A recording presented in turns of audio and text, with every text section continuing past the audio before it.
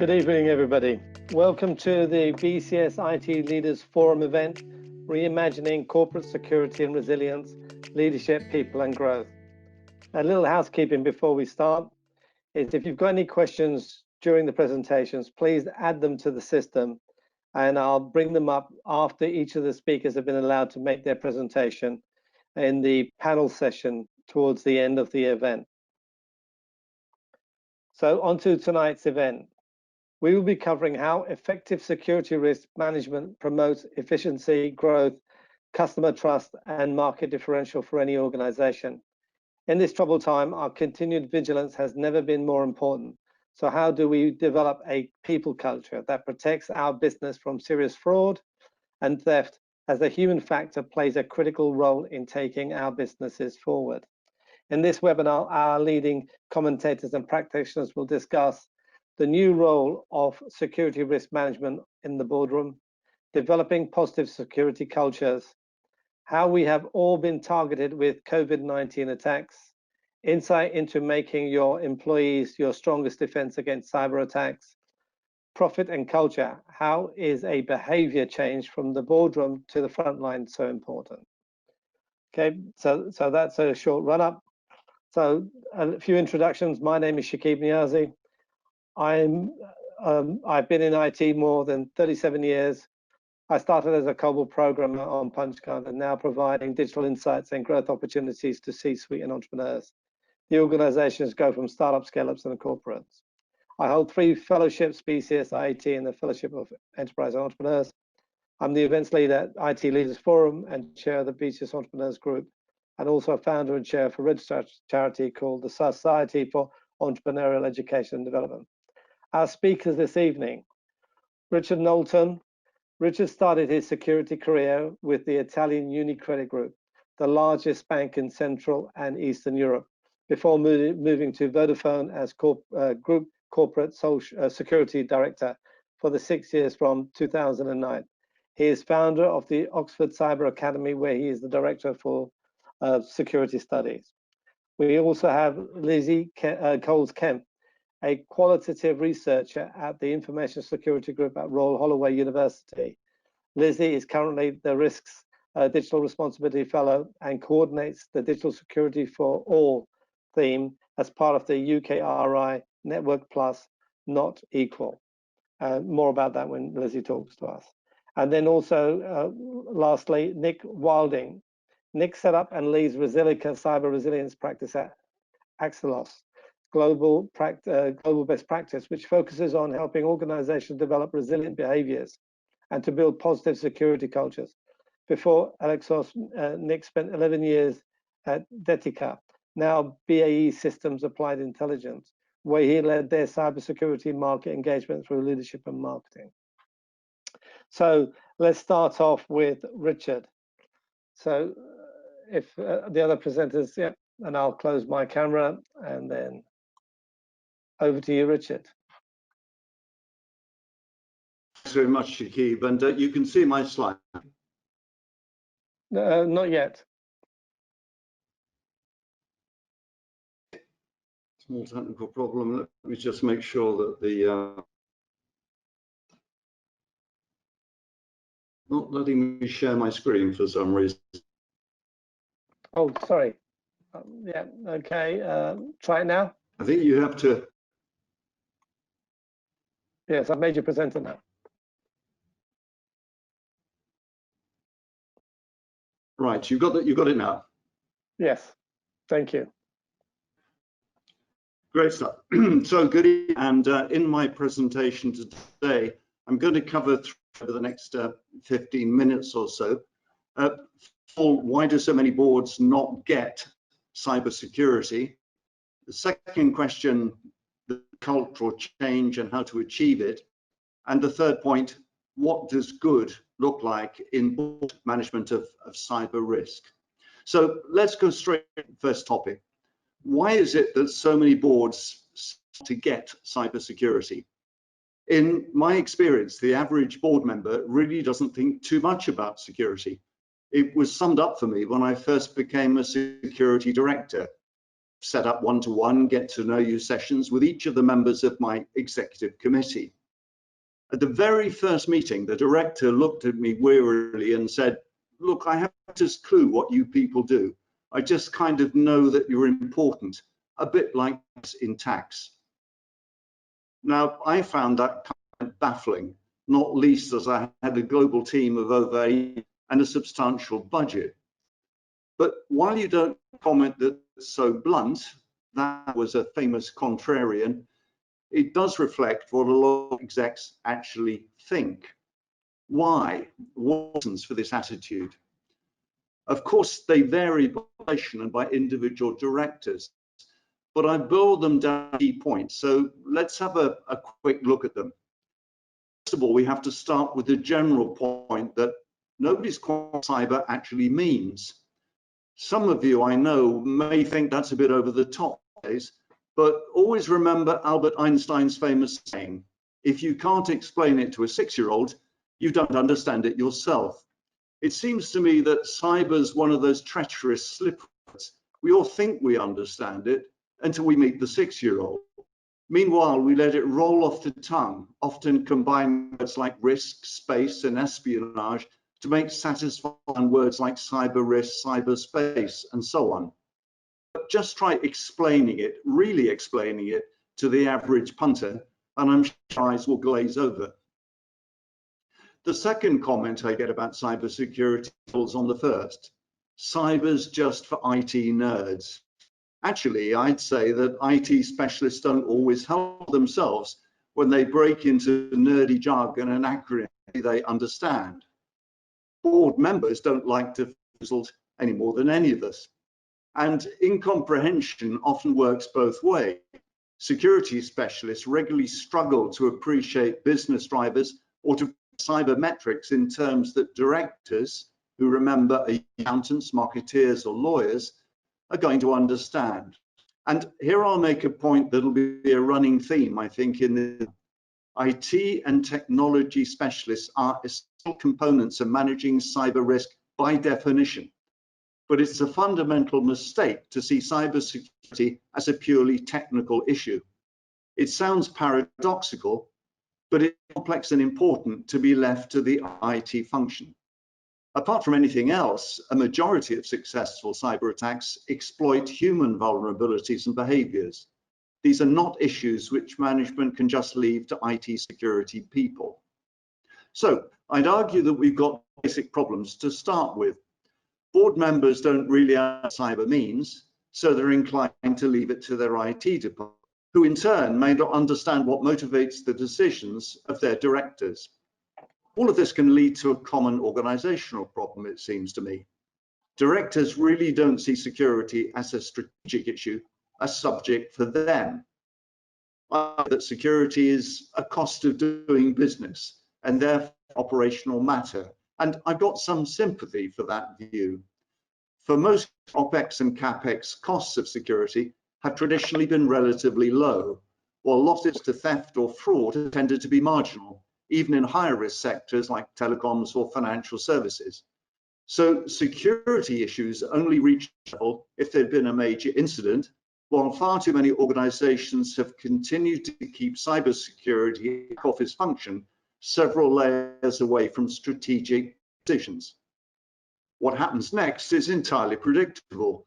When the organization is trying to save money, security programs are among the first of the acts. Certainly, not many companies recognize that good cybersecurity is a possible market differentiator, a value, and I'll come back to that in a moment. Factors together, and you've got a toxic mix. If you regard cybersecurity as a purely operational IT, then the rest of the business won't regard it as their problem. This inhibits critical analysis of security issues across the organization. It's going to seriously hamper the implementation of your security strategy. Now, I've said a couple of times that I can understand how these attitudes have developed historically, but the point is, of course, with cyber, that everything changed. Cyber attacks are a constant and ever increasing for all organizations, whatever their size. They're unavoidable, inevitable, and some of them will succeed. To take one simple example, figures issued for 2019 show a 2% rise in identity fraud over 5 years, and it was already up 18% on the previous year, 2018. That we are no longer talking about purely operational risk on the bottom line. A major attack can severely shake financials, even without all the legal punishment they'll face if they lose personal data. In addition, the incident will have a direct impact on its reputation with its customers and suppliers. In a recent survey, almost UK consumers said they'd stop using a company online if their data was during a cyber attack. And shareholders see this too, at companies and elsewhere. They're increasingly towards about their cyber risk management arrangements. Now, I'm conscious that in these talks, I generally end up gloomy. Changing. On the argument, there is evidence that the board and senior exec level is changing. We can see it in the annual survey impact of cyber attacks on business that the government's had since 2016. The latest published in March shows that 80% of businesses now say that cybersecurity is a high for their senior management boards. That's up from 69% in the first survey carried out in 2016. And at this point, I'd make two. First of all, there are currently, according to Companies House, 2.8 million active companies in the UK. So if back to the government statistics, it means that well over 500,000 active don't regard cybersecurity as a high priority. My second point would be to ask, is that being translated to action? It's easy enough your senior management gives a high priority to cybersecurity, but what does that action in practice? We need to define what best in class actually looks like. And that's what I'd like to talk about in the rest of my presentation. Now, it seems to me that you should start with your security culture. Of course, every organization must have security people, technology, and processes, but that's only part of the picture. As I said earlier, cybersecurity is not just for IT specialists. Your employees, suppliers, sectors, and others with access to your IT systems may pose a much bigger risk than an IT failure. I repeat, well over half of major cyber incidents are caused by human beings, people who are careless or occasionally just malicious. There's no, and the bad guys know it. That's why they make such use of phishing emails as a way of compromising corporate networks. This, of course, leads to intensive discussions about the human factor. And you'll still hear people speak about their staff as the weakest link in their company's security posture. Now, this weakest link tag really annoys me, to be honest. It's completely the wrong way of looking at it. We should rather see our people as our strongest asset in security. We need to ensure that all of them work with security and understand they're protecting the company's assets. The trouble is, an awful lot of organizations are really poor at managing their human, while their security managers have little expertise in communication either. There's training. There are, of course, online courses available to teach staff the basics of cybersecurity, clicking on links, the use of complex passwords, and so on. Unfortunately, however, lots of these courses are just seen as a chore by staff, go through them once a year to get a tick in the relevant box on that record. Obviously, that doesn't do anything to increase awareness. There's often another underlying problem too, which I've seen in my corporate role. I know from experience how much you have to fight to get space for security awareness in internal communication when higher profile parts of the business have their own internal remote. It all comes back to security culture. Unless that culture is right and permeates everything the company does, then basic security hygiene rules will be forgotten, or perhaps not even taught in the first place. Best organizations know this. Security culture is central to who they are and what they represent. So how do you go about changing your security? Well, I've seen firsthand how strong action can transform a culture of neglect. About 10 years ago, the Vodafone board recognized that there were many industrial accidents happening across its markets, sometimes to deaths and serious injuries. Something had to be done. The Executive Committee approved 5 golden rules for health. None of them were rocket science, to be honest. We did the use of hard hats and safety harnesses on engineering sites and the wearing of company vehicles. The company drummed these goals into all employees at every opportunity, and the campaign was driven hard. It became a standing agenda item at the monthly executive meeting, where the CEO and HR director went through the latest health and safety and the lessons learned from them. Meanwhile, at a meeting, the senior leadership team of Vodafone's top 200 looked in detail at performance against the golden rules. A main presentation of incidents real by showing photos of those involved, a brief description of their work and their family life. It was extraordinary how quickly behavior changed. Within weeks, when I visited, my drivers in Africa and in India, even to start their vehicles until I'd done up my seatbelt. Part of the culture of the company that the golden rule obeyed. How many organizations have thought the same approach to their security culture? Cyber incidents might not have for death consequences as safety accidents, but they leave a company fighting for its life. For working hard on your security, what else should directors be thinking about? What does good look like in board management of cyber risks? Now, I've got to generalize here because, of course, every different and each board will take a different approach. But it's that directors need to apply a consistent approach to the site of cyber risk. So let me quickly scan work that'll guide your thinking and help you ask the roles of your management. First, it's like the alcoholic. You have to acknowledge that you have a problem. Cybersecurity must be part of enterprise risk management process.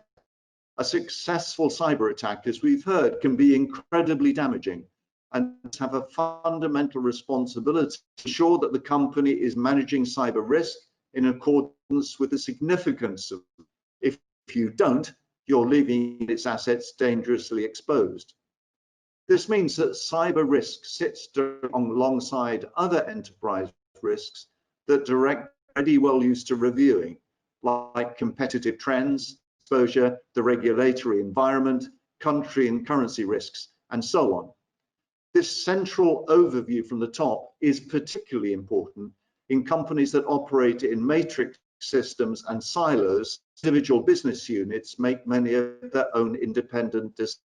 That operating model raises significant risk to the security strategy that has, by definition, to ignore boundaries and silos.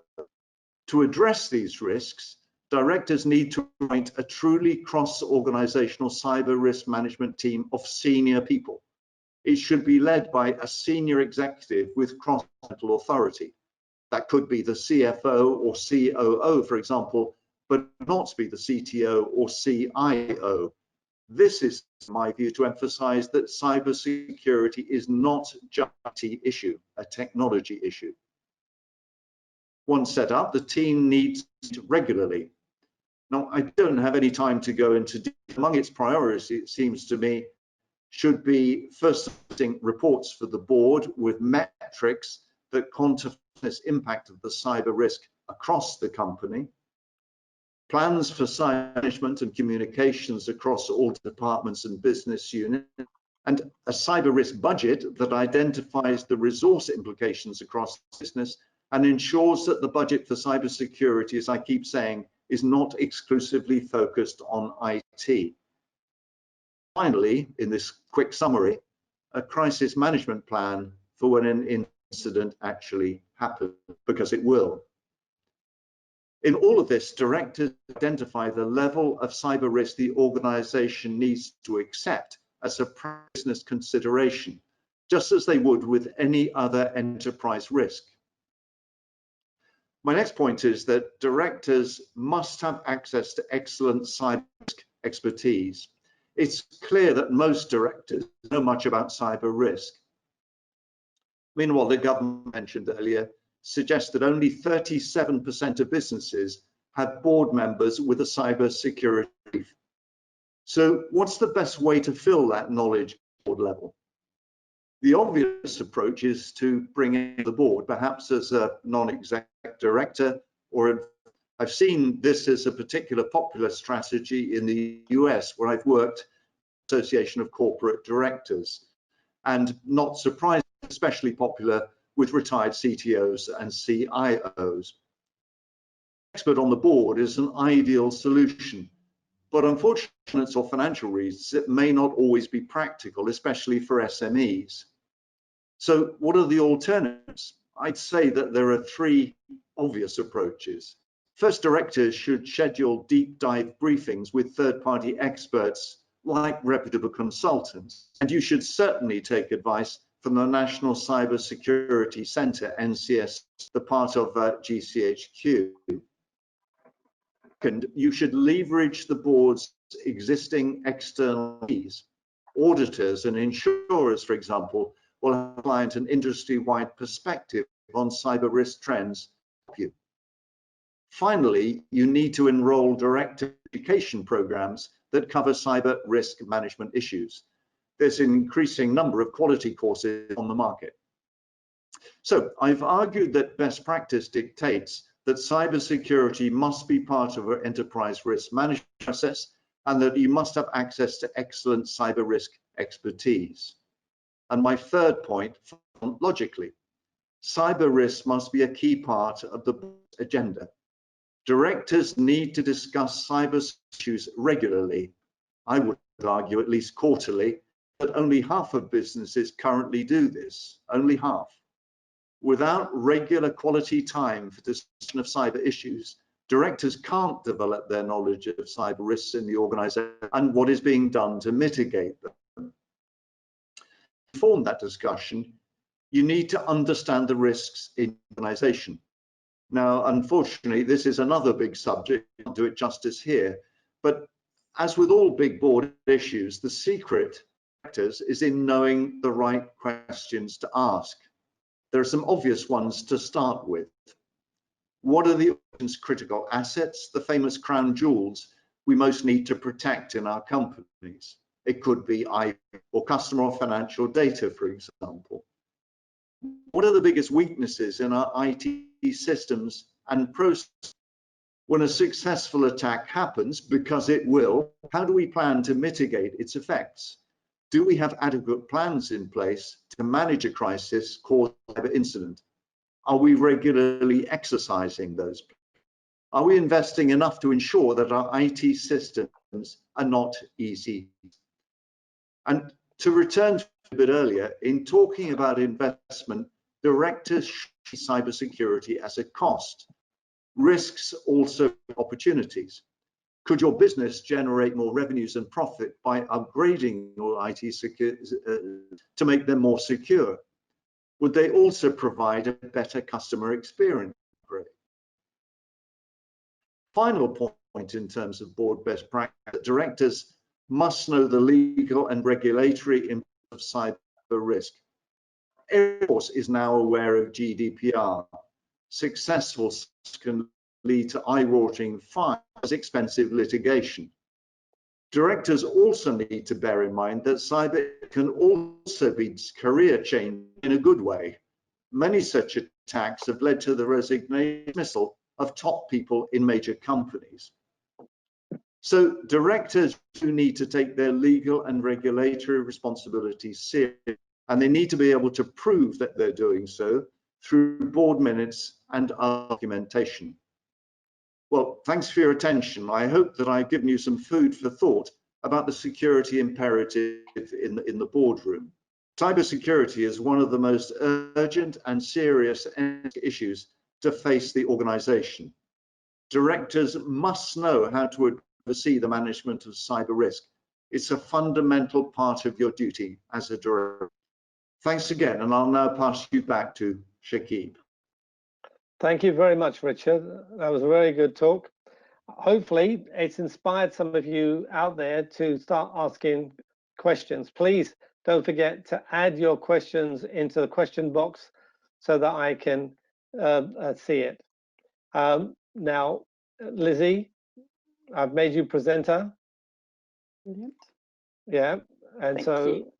yeah, so just before Lizzie starts, Lizzie is a qualitative researcher at the Information Security Group at Royal Holloway, and she's a RICS Digital Responsibility Fellow and coordinates the digital security for all theme as part of the UK RI Network Plus and Non-Equal, which she will explain more in her talk. Over to you, Lizzie.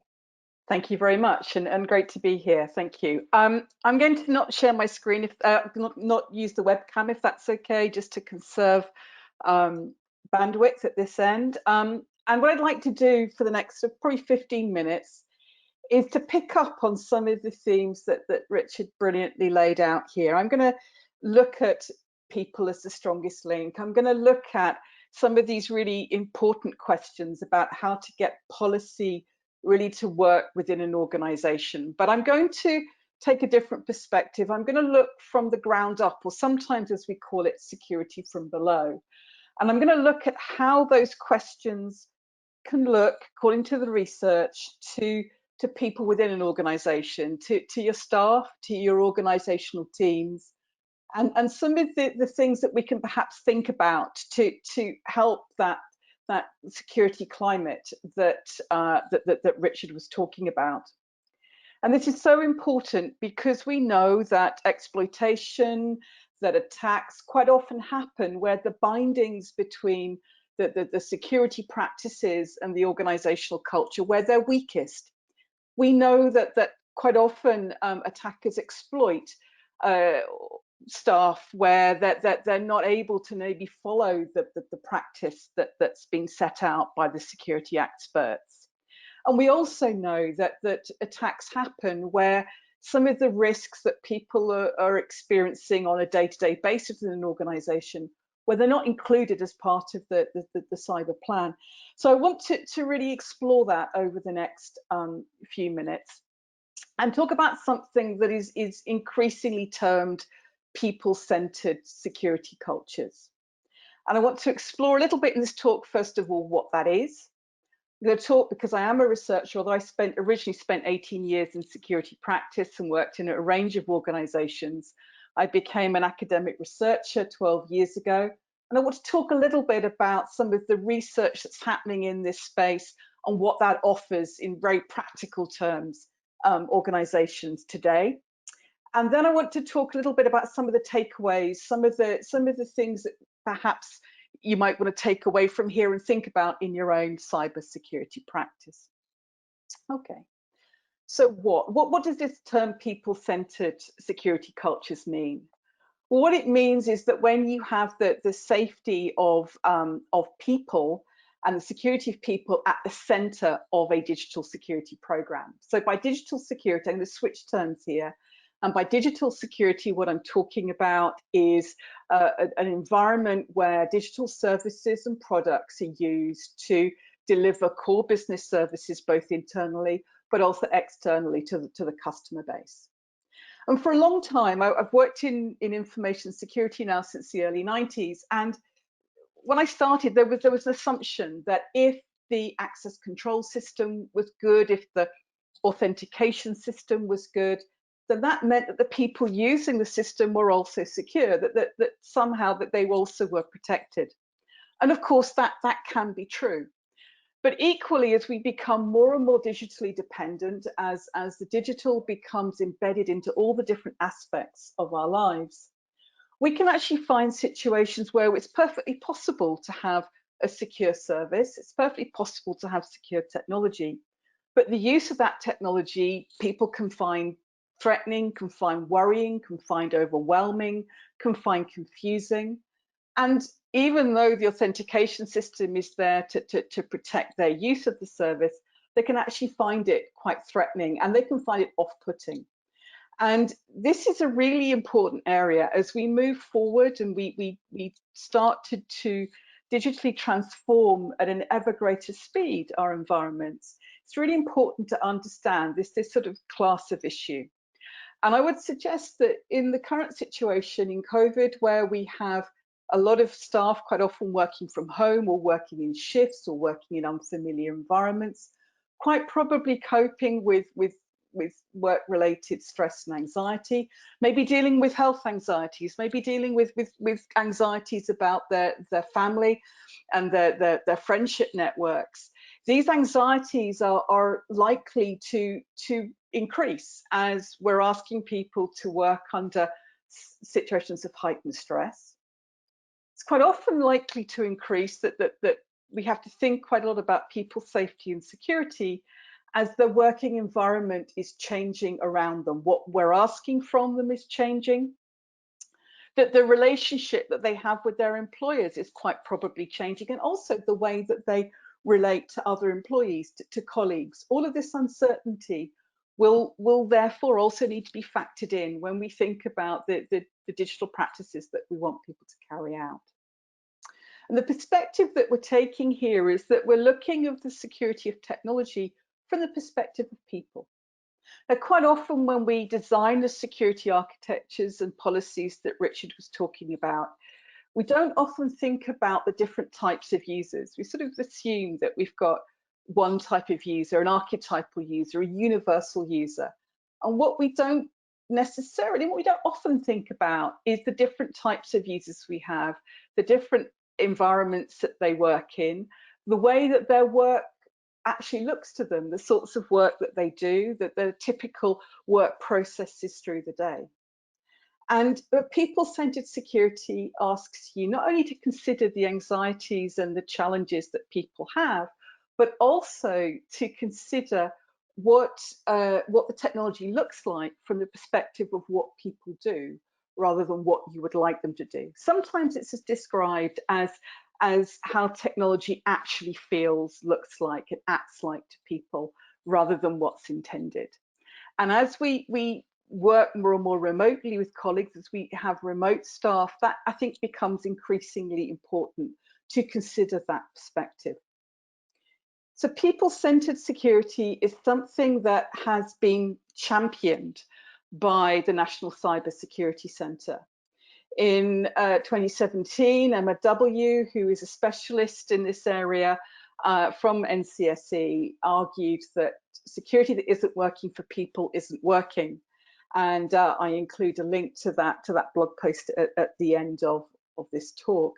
And the point that she's making here is that the security technologies and the digital processes and services that they're supporting have to actually work for people.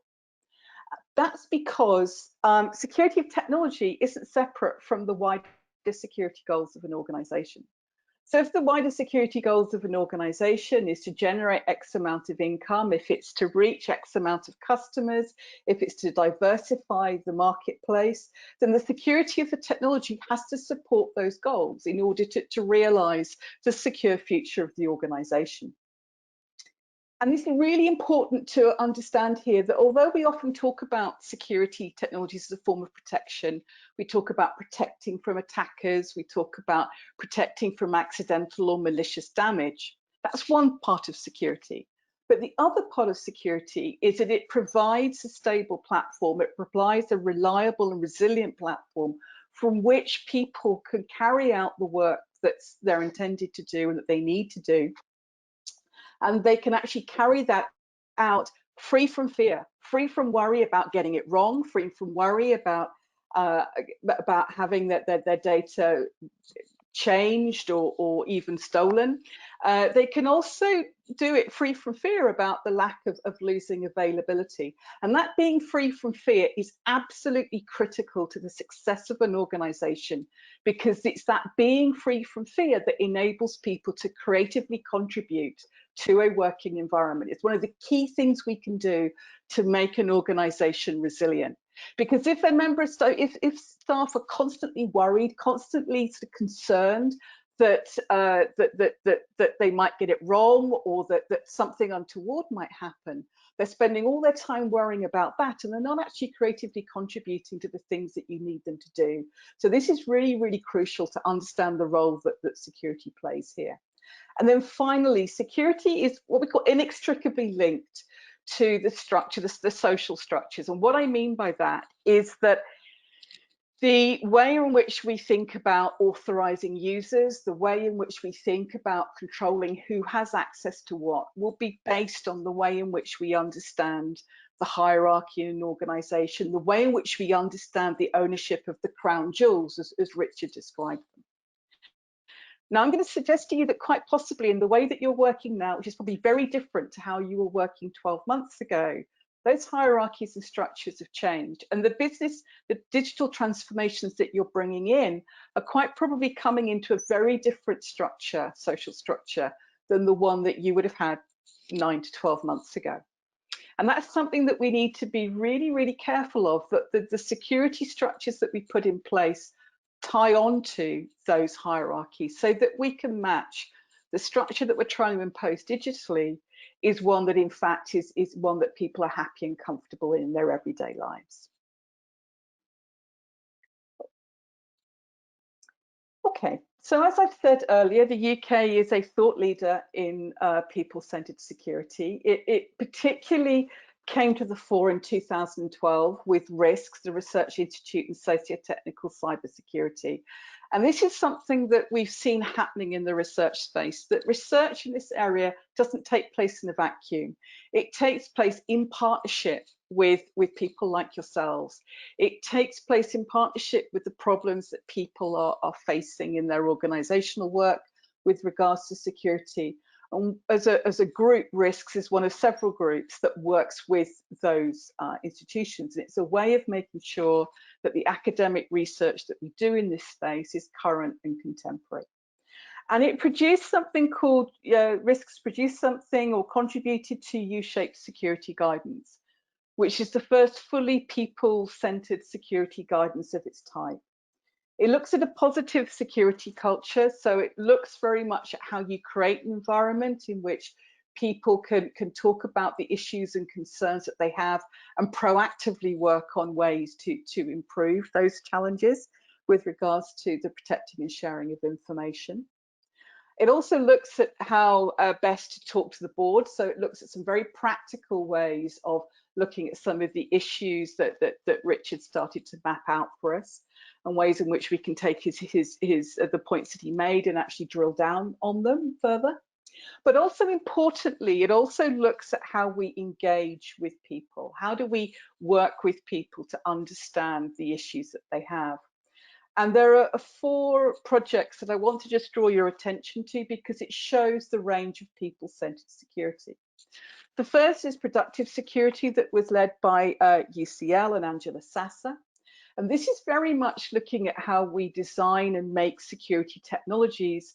The human factor is, as Shakib talked about it, the way in which we make sure that the technologies don't put an unnecessarily burden or overhead on people, but they're designed to align with the tasks that they do. So that's important, point number 1, that people-centered security very much looks at the security technologies and processes that are designed and looks at ways in which they can be aligned with what people do.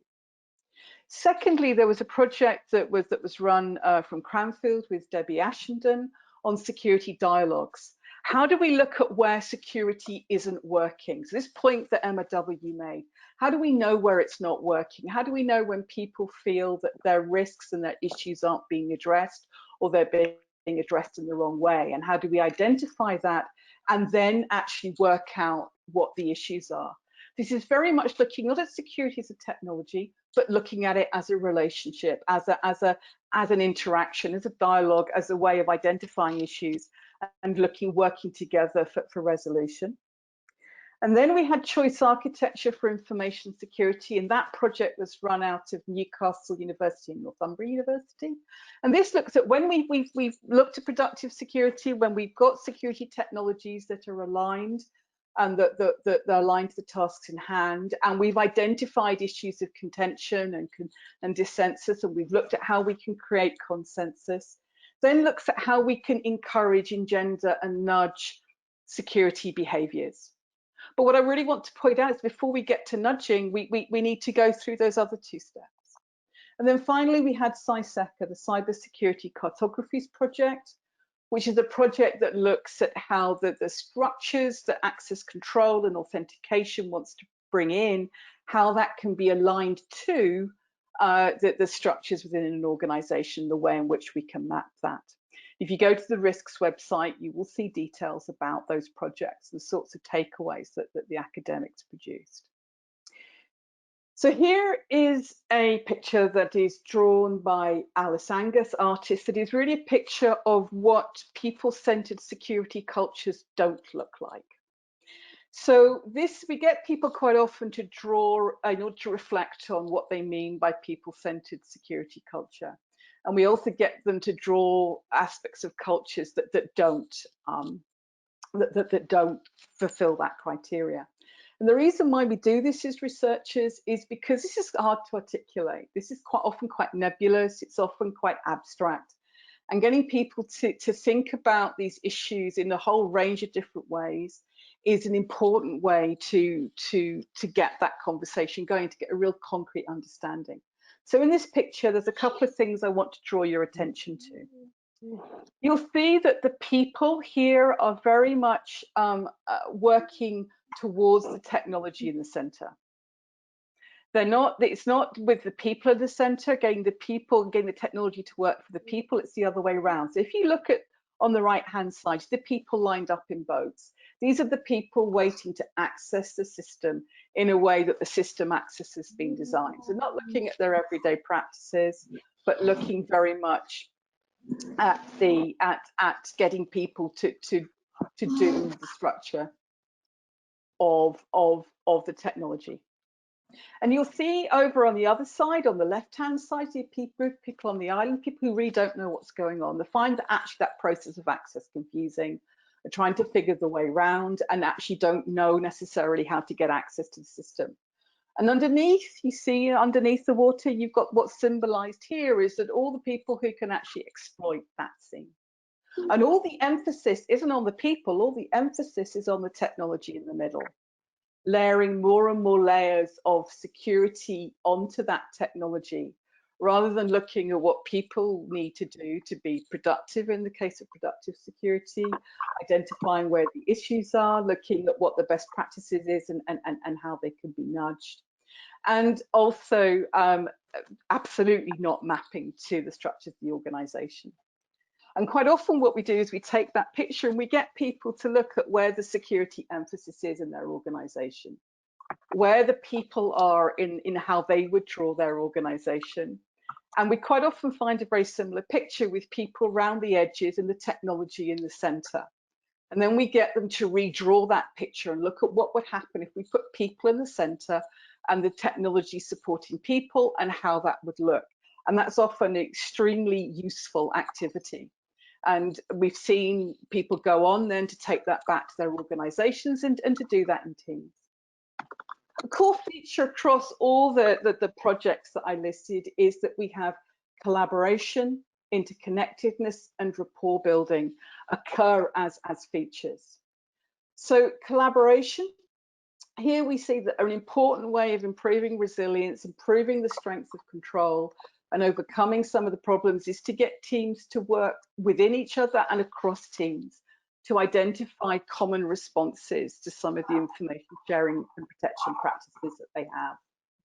Secondly, what we find is an interconnectedness is important, where we look at how digital transformation, digital change, and we look at what sort of structures they're assuming, and we critically get teams to look at how that maps to their own organizational structures, and where actually what some of the transformation is doing is not just bringing in new digital systems, but also actually bringing in organizational structural change. And we look at those and we get people to think about how they tackle those two areas of change in such a way that it isn't going to be disempowering, or it isn't going to be overwhelming or anxiety inducing more than it has to be for staff. Because as we argue, this is a really important way of reducing the risk.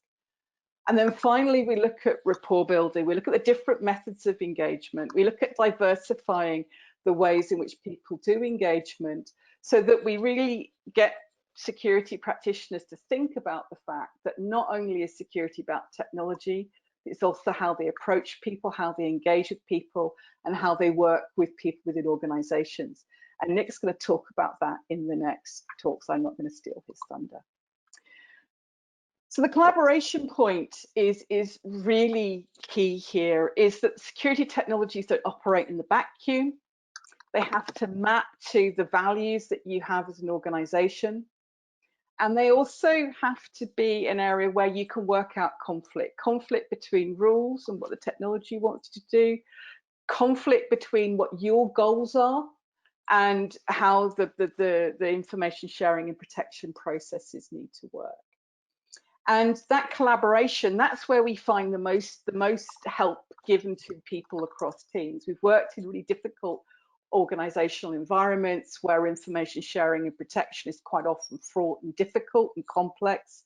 And we see where they're successful, we see high levels of collaboration, working out how to overcome some of the issues that they find. The interconnectedness, again, we see quite often where we see a problem with security compliance and security practice is where there's a really unclear link between access control and authentication and the ways in which a group or indeed a whole organization is structured.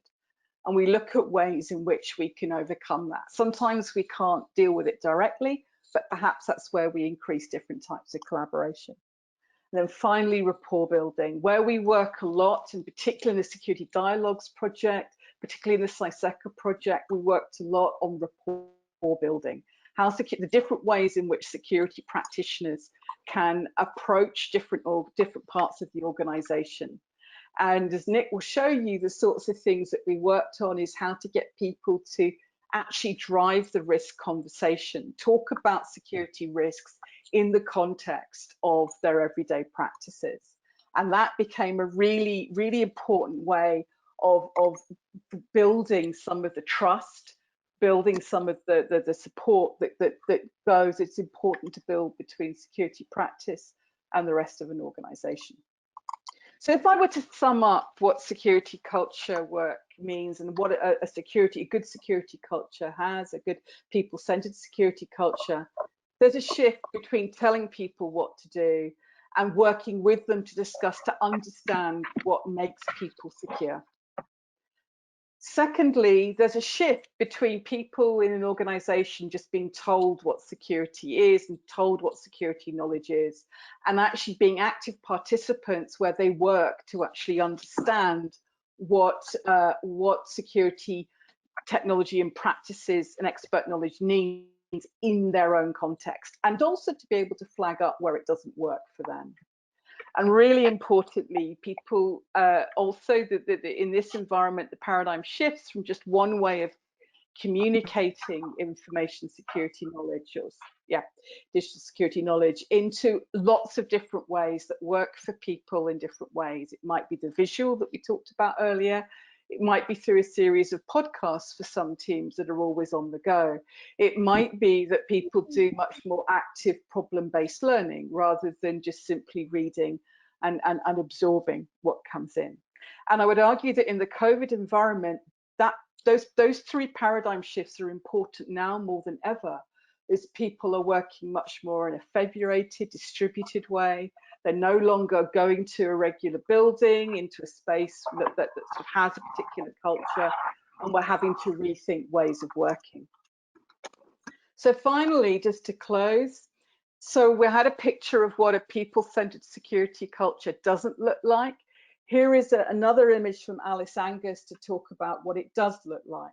So here we have a picture where we have people getting on with the tasks in hand, putting what they do and their goals that make an integrated whole, putting that first. but listening to each other and collaborating with each other to resolve problems so that information flows seamlessly across that map. This is a much calmer picture. It's a much more ordered picture. The technology is not the center, but the technology is embedded with people. And this is very much looking at the tasks that people do and looking at how technology and digital security supports that environment. And acknowledgements and sources. So, of course, I'd like to acknowledge the wonderful Alice Angus for bringing to life some of these very sort of very abstract and sort of nebulous ideas. I'd like to draw your attention to People's Strongest Link by Emma W, and you can read her blog post there. You can have a look at some of the U-shaped security guidance through that link, and then you can also look at risks itself. For those that are really interested in you know, have a particularly keen interest in the relational side of security, how we foster good relationships, how we foster collaboration, how we can really build this strong partnership, do get in touch with me at Risks, because what you'll find is that we're running a digital responsibility program to help to get people to bring to life how in an organization we can talk about the responsibilities we each have to the other to work together to make that integrated whole. And we're looking at very practical advice in that. We're looking at coming out with a series of principles in November that we'll launch. And we're very keen to work with more organizations on that point. So by all means, get in touch with me. And with that, Shakib, I'd like to close. Thank you very much, Lizzie. And hopefully everybody, you should be writing questions and sending them through to me. The next speaker up is Nick. Nick set up and leads Resilica Cyber Resilience practice at Alexos, global practice, which focuses on helping organizations develop resilient behaviors and to build positive security cultures. Nick, are you there? I am. Thanks, Shakib. And many thanks, Lizzie and Richard, for your very insightful presentations. There's going to be a bit of overlap with my commentary over the next 15 minutes, but hopefully not too much. What I'd like to do is quickly outline some of the attacks we've seen during the crisis, the COVID crisis, the lockdown. Talk about some telltale signs to look out for, which I'm sure many of you will already be aware of. But critically, to follow on from Lizzie's presentation, to give you some insights about what good security education and awareness can and should look like. I should say that Shakib has kindly agreed to be my assistant, so he'll be moving on the slides for me. And also, like Lizzie, my webcam isn't on, though most would suggest that that's probably a good thing for anyone watching. So Shakib, could I move on to the next slide, please? So I would suggest, I'm sure most of us would agree, our employees really do need to be engaged more effectively to become our strongest link in our resilience. Now, the reality, the harsh reality, is that the vast majority of successful cyber attacks will start with any one of us. It's the unwitting mistakes that we can make during our busy and very stressful day-to-day working lives that can have that disastrous and lasting impact on our organisations that Richard highlighted. And on top of this, we have got the new working environment brought about by the lockdown in bringing profound changes to how and where we work now, and I would suggest well into the future. Talking to Lizzie the other day, I agreed with her view that we really do need to be careful not to underestimate the new and different pressures that our employees face whilst working from home. It's a fundamentally new environment for them and in which we are expecting them to work safely and securely. In talking to our clients, it's clear that there's absolutely been a Herculean effort from executive teams and security leaders to effectively manage the immediate strategic and security impacts brought about by having a remote workforce. It's true to say, I think that digital transformation projects and investment are being fast-tracked as part of the response, and as a result, practical cyber risk management programs that are aligned to the overall business goals and objectives are becoming even more difficult to design, implement, and manage. Sadly, I see security, including staff education and awareness, often having to play catch up rather than being part of these strategic projects. And we do need to remember, as the NCSE quote highlights that Lizzie's already mentioned, we need to ensure that security works around our people, not the other way around. If it's not easy and quick to do, if we don't have the confidence and know how to do the right thing, we will often find ways around security policies. The NCSE is doing a lot of work around positive security cultures, like the work with Lizzie and Roy Holloway, and it's work that Resilia's involved in, and a little more on that shortly. I do like the Warren Buffett quote. It highlights the consequence of failing to actively involve your employees in your resilience, and as many well-known brands know, that can be significant. The COVID crisis has been an added problem that many organisations, most organisations, have had to deal with. Next slide, please, Shaki.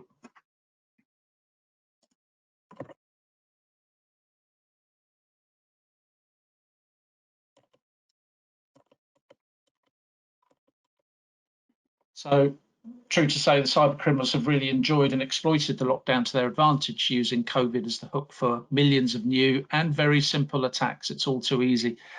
From the cyber criminals' view, whoever they are, wherever they live, they're usually intelligent, organised, highly agile. Their operations and MOs do evolve and adapt quickly, using often simple techniques to target us. I was talking the other day to the threat intelligence team of a major financial services company, and they've identified already common signs to say that the attackers are moving away from COVID now and moving on to other more timely things. The Black Lives Matters campaign has been one opportunity for them to sort of move the goalposts and to use that as yet another hook for their campaigns. And in my work with organisations, our client organisations, in developing their security awareness strategy and training, it's always been evident to me that the cyber criminals are usually more successful at communicating and engaging with and influencing the behaviours of our employees than we are. And that's really got to change, and that's what we're talking about this evening.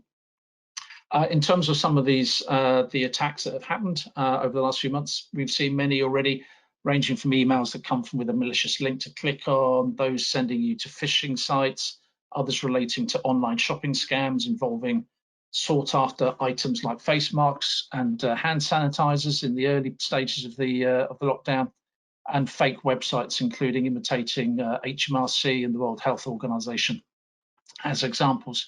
We all need to be suspicious when we receive these emails. Next slide, please, Shaki.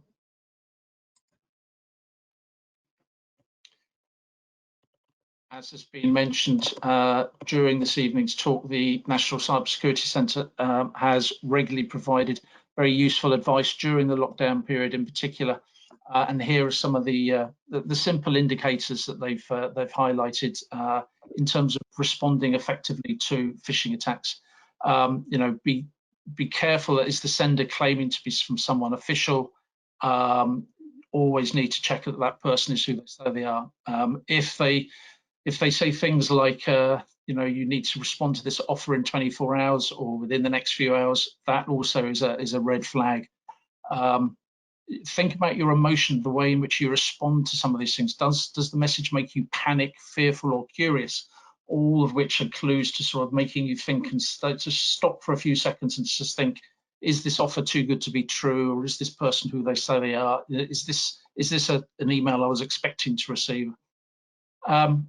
Is the message offering something in short supply? And obviously during the lockdown, that was a great opportunity for people to take advantage of the fear that people had regarding COVID and the desire to buy things before anybody else.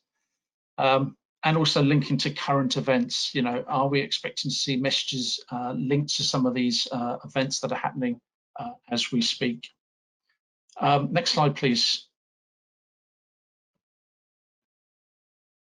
There are other much more simple and basic red flags. Many of the attacks will have poor grammar, punctuation, spelling. Axos, my own company, Axos Global Best Practice, we've been hit by numerous attacks during the lockdown, including one that purported to be from the CEO to all staff. That was quickly identified and shared, and again comes back to what Lizzie was saying. We need to build this culture where staff are quick to identify the simple clues and then quick to share that and report it to people so that you can share it with all of your other employees. How you're addressed is important. If the email refers to you as a valued customer, is impersonal, or it's a friend or a colleague, suggests the sender doesn't know, and another clue for it to be potentially suspicious. Be wary about phrases like send these details within 24 hours or you've been a victim of crime, click here immediately. All of these are typically things that reputable organizations would not do. Check the sender's name in all instances. Does it sound legitimate? Does the URL ring true? And many scams spook and tweak common URLs. And if the email is offering something that sounds too good to be true, it probably is. And the issue of trusted websites, as well as I've just said, the World Health Organization had to put out their own warning to anyone visiting their site that they are being spoofed on numerous occasions, and to verify the authenticity of any of their emails before responding. This is all well and good. Now, these are all sort of the simple guidance, telltale signs for basic cyber hygiene, but critically, how can we ensure our employees are taking note and actively using and responding to this advice? Next slide, please, Shakib. Resilia was pleased to take part in some research last year with one of our partners, Think Cybersecurity and Northumbria University. And they asked people as part of the research that wanted to get underneath the skin of traditional and existing forms of cyber awareness training and see how they responded to them. So they asked people to draw how they felt about awareness training that's being given to them as an icebreaker in these workshops. As you'll see, the results were not particularly positive and highlighted some very important, simple, don't do this. So please don't rely on lengthy annual mandatory training sessions. As some of the respondents said, it feels like being captive in the held captive in the room, or you just read stuff and press next, next, next. Don't frame it as mandatory security awareness training. It's as if training's being done to you. It's not something that you are actively engaged in or part of. And many people associated mandatory training with training from organizations that are being sort of covering their own back. It's very much seen as a compliance-based approach. Don't use overly passive or patronizing delivery. Many comments from the people that the research talked to said, I know they're trying to make it fun, but we're grown-ups. Participation is much better than observation. So really try and get the learner immersed in some of this training. And finally, don't let the content get tired. And if the organization isn't seen to be constantly and regularly updating and refreshing the content to respond to the changing threats, it's something that the staff will think, well, we don't need to sort of stay up to date either. Some very simple do's. Do make sure communication about risks are relevant and the desired behaviours are effective in mitigating them. Ensure that the secure behaviours required are easy and possible to do within the existing productivity targets. You know, we all do a day's work. Security typically is not an integral part of our day-to-day work. But as and when we do need to be secure and work securely, we need to make sure that the behaviours that are expected of us are simple and easy to do and that we've got the confidence to do them. Target awareness communications to consume no more time than is necessary. It's sort of maximum impact with minimum intervention, really. Next, language. Language is a really difficult one. You know, security is typically seen as very technical. Security industry has been guilty of creating its own aura and language that's often difficult to understand for the common person. So we need to make sure that the training that we provide uses the right language, that builds the trust between and across the organisation. And finally, ensure that the security guidance you provide supports rather than conflicts with your values and business objectives. It comes back to a point that Richard was saying, that Lizzie supported about security culture. You know, the starting point in all of this is to understand the culture that you have, where you want that culture to evolve to, and then thinking about the security and awareness techniques, offline, online techniques that can be used that support those values and business objectives. Next slide, please, Shakib. You know, we've said it many times this evening, all too often we do read about people being our weakest link. It really isn't a helpful statement. Organizational resilience and security is a team sport. It's not just down to one person or a small team of technical specialists. What we're trying to do is change behaviors, and we really do need to think differently, engaging and wanting our staff in wanting to change behaviors. So please, a request from me, please, no more annual one-off training exercises, no more compliance-based tick box training, and please, no more boring, patronising, irrelevant training, all of which I've seen too many of. Instead, let's really try and identify and understand the security issues that our employees, that our people, that our colleagues experience in their day-to-day working lives. Let's have a commitment and means of responding to those issues, and let's be flexible in recognising and working with the approaches people are already taking. We do need to listen more to our employees and colleagues to better understand these difficulties in complying with security policies that are often seen as quite draconian. And as Lizzie said, this is particularly true in the new work environment that we find ourselves in. We need to fit security and policies around our people, not the other way around. Now, this slide shows some photographs that were taken at a workshop that Lizzie led within Axelos. I was a guinea pig for one of the workshops that Royal Holloway has developed around their people-centred security initiative. It brought members of staff together around the table. We asked them to bring a day-to-day problem that they face in working securely, together with the security team within Axelos. It was illuminating. It was a fantastic session. You know, we asked all the staff to firstly go around the table and talk about the challenges they face. We had an open discussion about that. Then we used Lego, you know, a universal tool to communicate, to play, and to test out new things. Firstly, for the staff to identify and build a Lego model that described the problem they're facing, and then to use that to tweak the model to describe the ways in which they believe we could work around those challenges in a secure way. Fascinating workshop. Axelos is now working on 3 of those policies and trying to look at ways and developing new ways in which we can work much more collaboratively and together. Next slide, please, Shakib. So we have to give our colleagues, our employees, the confidence, the space, and the ability to do the right thing at the right time. So let's make secure behaviours easy to do, providing the right motivation and prompts to do the right thing.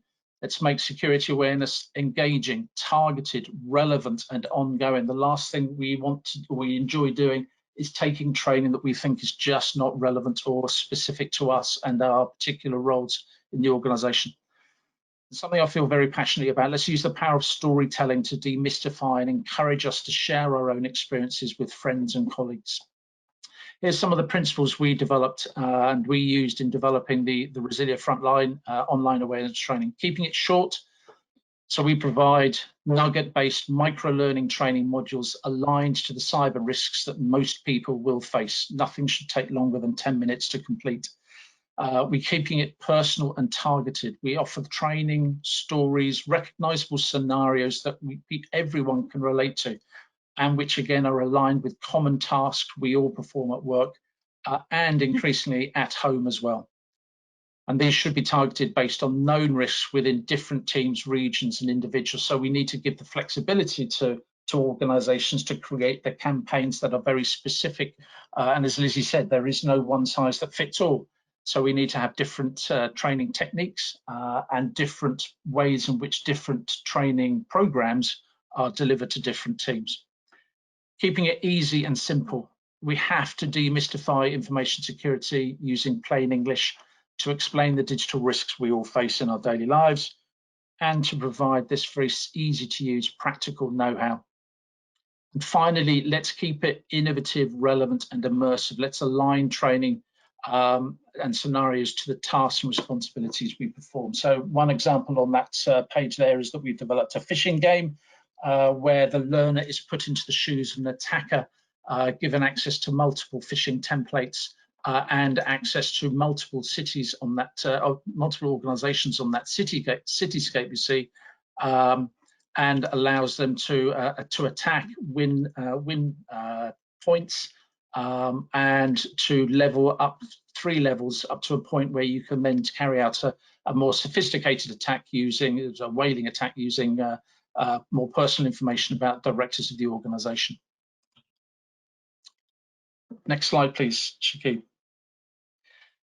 So we should know it's more than just saying don't click on suspicious links, which is really not effective guidance and help for anyone. We do need to provide our staff with the right guidance and present it in ways that encourage and able to do things differently. A couple of things there. So we should be looking at ways to communicate creatively. A high volume of crisis-related communications can easily drown out warnings of cybersecurity risks. So think about a different mix of approaches to get your message across. And these must include active collaboration and listening to our employees. They will tell you what works and what doesn't work very, very quickly if you ask them.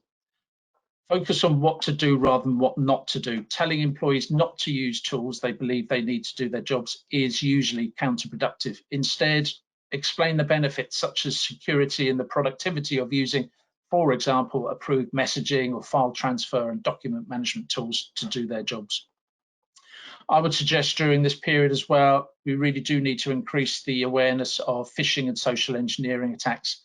COVID-19 themed phishing campaigns have surged, and we should prepare our employees to avoid being tricked. And these will evolve and continue over the coming months. And I'm sure there's a number of new techniques that the cyber criminals are evolving every day. So we just need to provide that very simple, practical guidance on how to spot and respond to these attacks.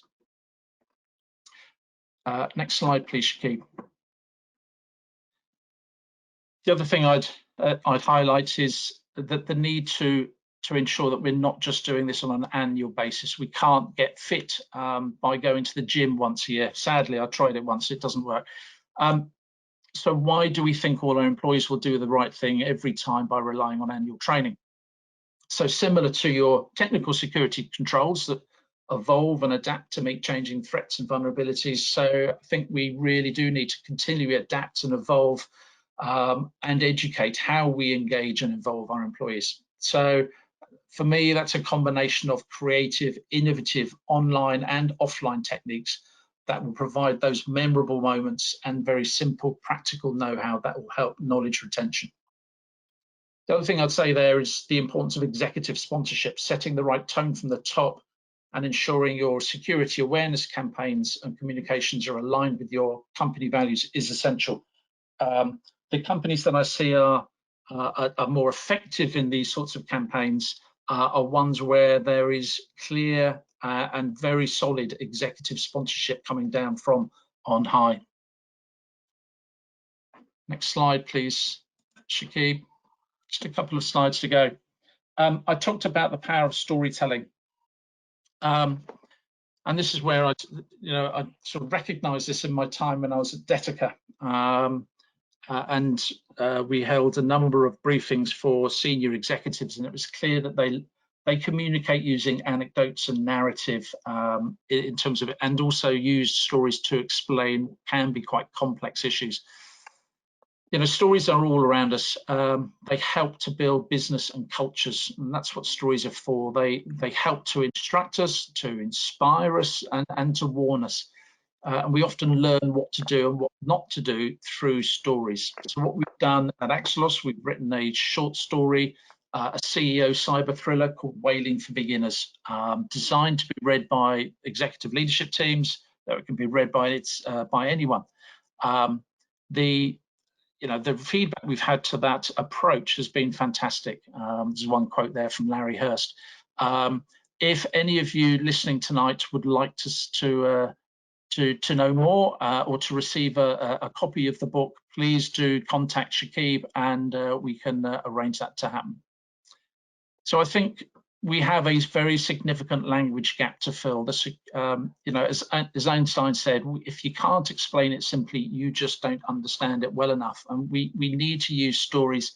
Lizzie talked about podcasts. That's certainly one element of our training. We have audio stories and podcasts that, again, is just yet another technique or format under which our clients' employees can access our training.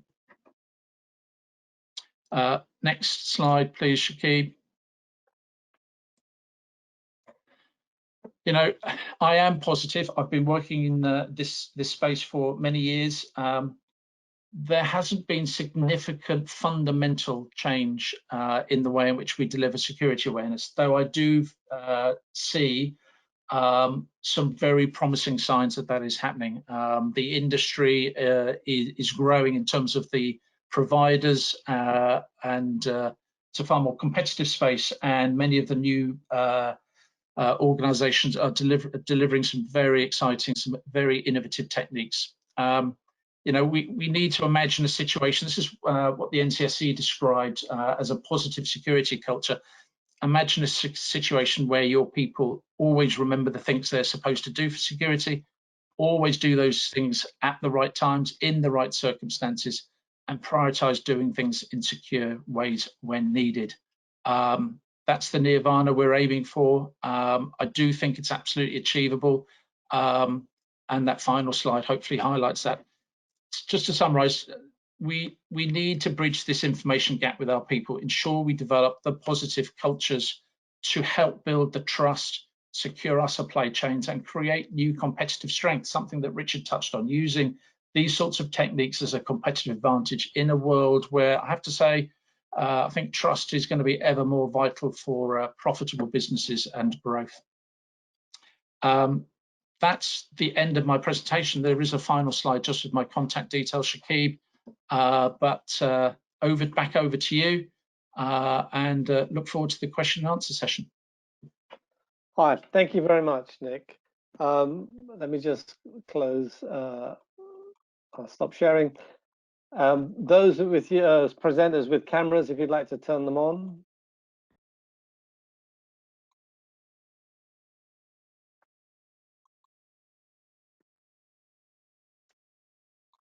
Just give me a second.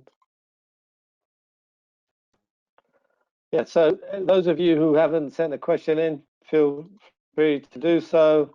I've got a few questions. While we're talking, while Nick is there, we have one question that asked about gamification. I know you mentioned something around gamification.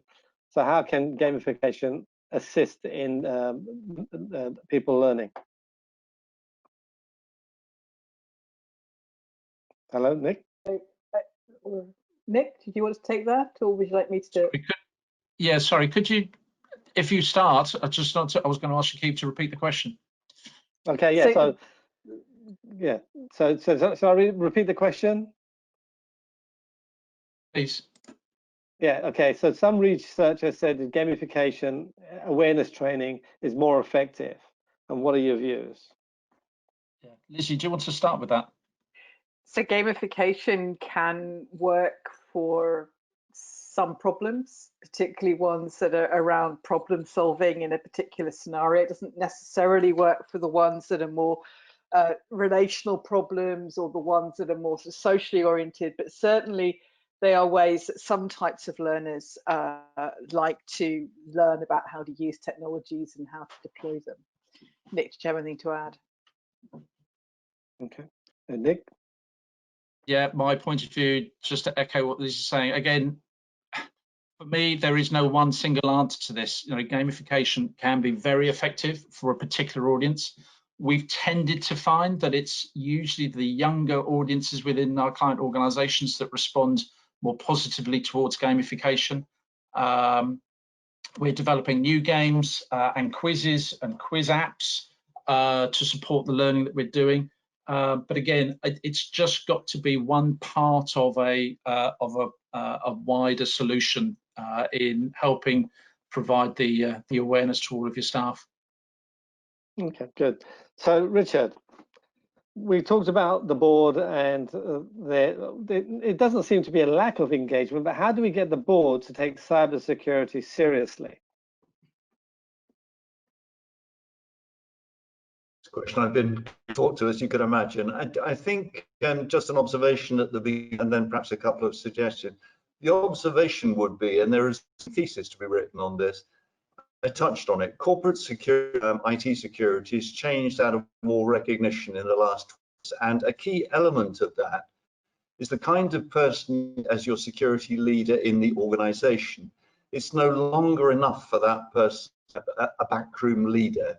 It's got to be somebody who's comfortable in the C-suite, who's got credibility with people on the board, and can communicate with them properly. So this seems to me a sort of, if you're trying to persuade the board to do anything, you've got to have people fronting up for you who got that quality. That said, I think that the general approach employed within companies is what I would call the Chambers approach, which is fundamentally the security people go in with some dreadful examples of the worst things that could possibly happen. And if you don't wake up and do something, this is what's going to happen to you. I think there is a degree of what I could call innocuous that, because board directors, being cynical people, are very people coming along asking for investment on the basis of worst case scenarios. I think you've got that's got an element has got, of course, of explaining what could happen. But the technique that I love, back to some of the messages that Nick was coming across around your approach, personal, targeted, simple, and telling us, and what I've done successfully in a couple of companies, get the due diligence people who work in security, social media profiles, just a quick one of the on the board, of them and their close family. And all of this, of course, in the context of phishing or that sort of attack. It usually has a galvanizing effect on people who simply don't realize how much information there is about them out there. So then you can begin to spin the story of phishing attacks and so on around that. I found that is a success. Good, that's good. Any comments, Lizzie? I think it's often exactly as Richard said. I think if you go in on the fear point or on the, I think it's really got to be relatable. It's got to be relevant to what the board is trying to achieve. And I think where we still have quite a long way to go is really understanding how the technology and the organization fits together and what the real value is. I find boards over the years, I found them, they understand what makes the businesses work, or they understand what makes the organization work. The role that technology plays in that, and therefore the role security plays in that isn't always clear. And I think that's something that we really need to work on as we communicate. Yeah. So if we take your people, sorry, go on.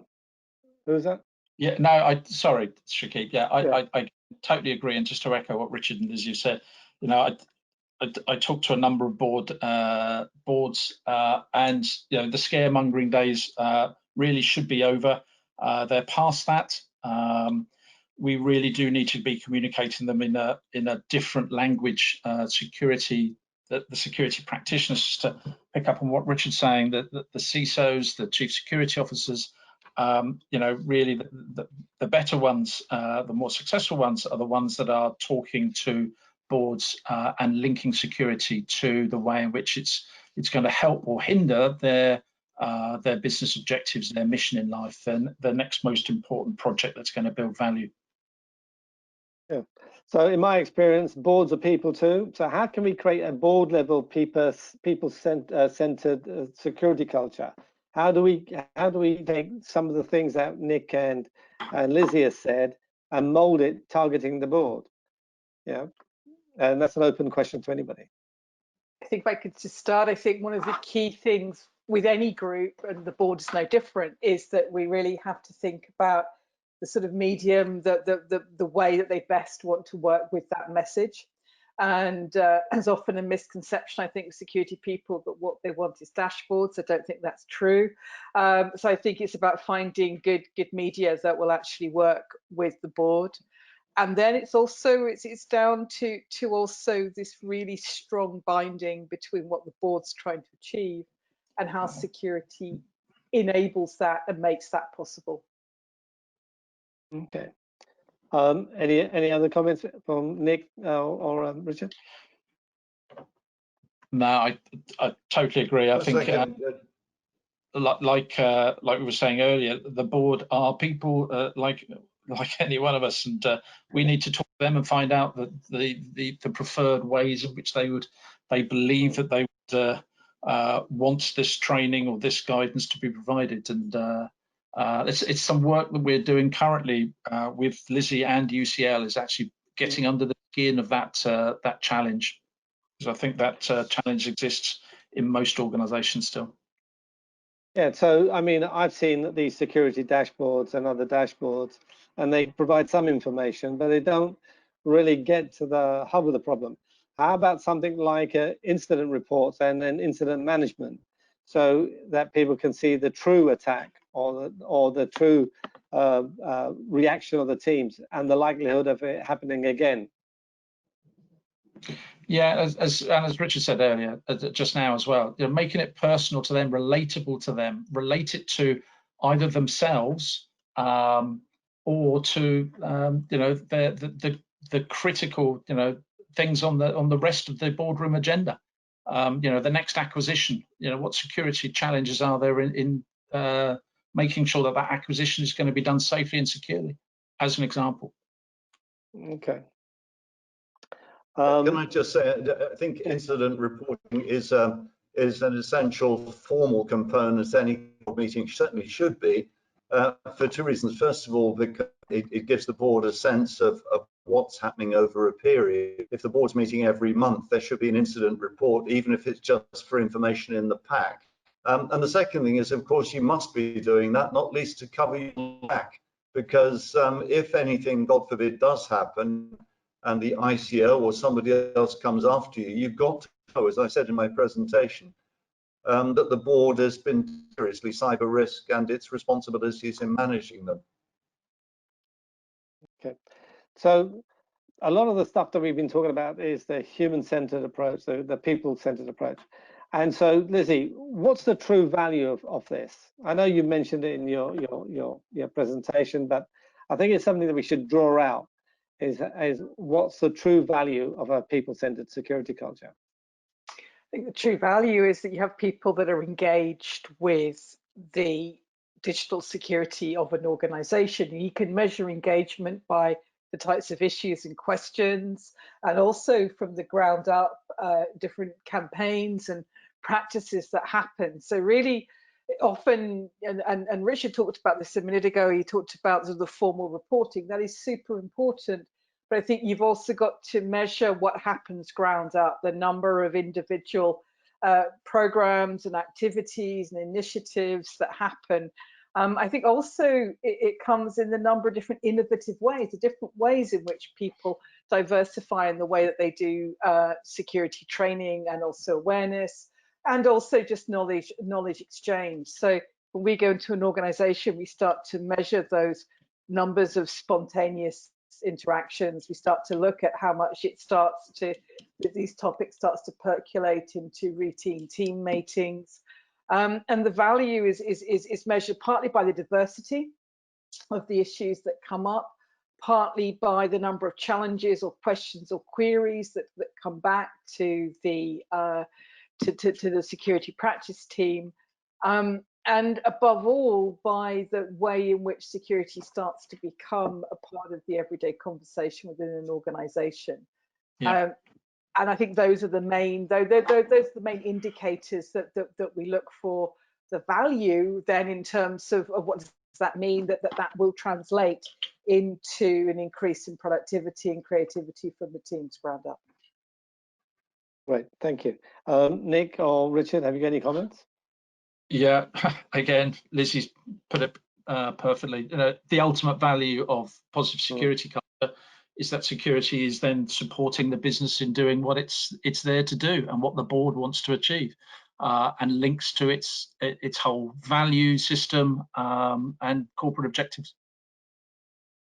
Okay, so we're coming to the end of the webinar, and I'd like each of you to give either a single response or a couple of responses. But so what I get is that we need to create engaging, interesting security awareness training, whether it be strategic or delivery. What are the key things that organizations should be doing to make sure that it's not dull and that people take this seriously and adopt it in their daily hygiene? Let's start with Nick. Yeah, so I would always start by talking to your people. Now, this isn't about instantly buying into a particular piece of online training. It's about, as Lizzie was saying earlier, it's about understanding the current challenges that all of your people face in working safely and securely. And as we've said, that is particularly prevalent now. It's never been more important for us to be as vigilant as possible because many of us are still working from home. So start with talking to your people, understand how any strategy, any awareness education strategy would support your existing business mission and values. Identify the high risk areas, both in terms of the nature of the attacks on your organization and with the high risk areas within your teams and across your colleagues within the organization. For example, there might be a particular hotspot with, say, a contact center within your organization. Firstly, because it's being attacked more, and secondly, because the staff within the contact centers are typically, they've got massive targets. The pressures on them to deliver are much higher than other roles, and they're potentially more prevalent to making some very simple mistakes. And finally, I would also say ensure that you do get the executive sponsorship and that you've got someone on high that is setting the right tone from the top. Okay, Lizzie, anything to add? I think yes, in that I think also the most important, I think that one of the things that anchors all of those things that Nick talked about is really getting to know the people in your organization. And that sounds trite, but actually finding ways in which across the organization you can make sure that each knows about the other, the pressure landscape they're operating in, what they want from technology use, the challenges that they're finding is absolutely key to this, because you can produce entertaining content until the cows come home, but if it doesn't relate, if it's not relevant, if it's not anchored in people's everyday and what they need to do, it'll just bypass them. So that is the most crucial thing you can do. Going back to that picture that I had at the end, really finding ways to listen, understand, and then respond is absolutely key to this.